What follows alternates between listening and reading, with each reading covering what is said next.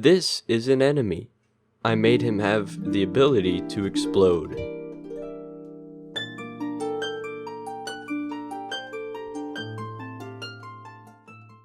The first things I started doing today was messing around with character settings. First, I was looking at the dodge roll because it felt that you could cover too much ground with it. So I turned that down a bit and it felt a little better.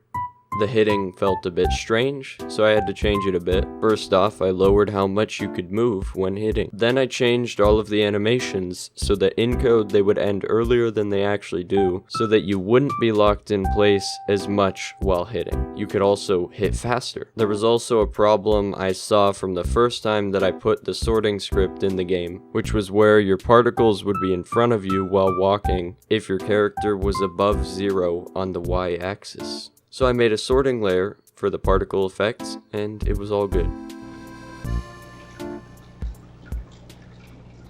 Because we hadn't had enemies spawn for a long time, my friend made an enemy spawning system. This time, to include elemental creatures we made semi-recently. And it worked beautifully. Nothing spawned. Wow.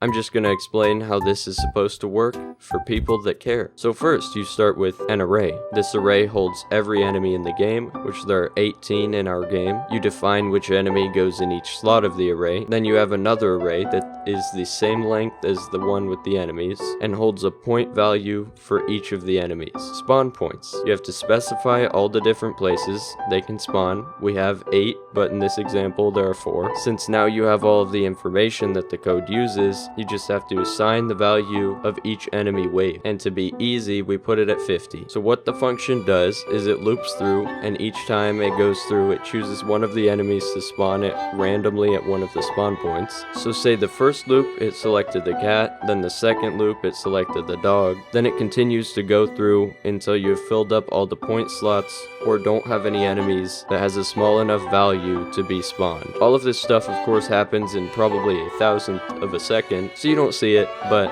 that is what happens in the background. It worked perfectly after a few tweaks. Another thing about the arrays is that we have it to where the function can only loop through a specific amount of the array, depending on if extra areas have been unlocked yet, which allows for us to control what spawns when. Look at that, so beautiful. And to anyone that will play the game when it comes out, I just want to assure you right now that it will run on the KF console.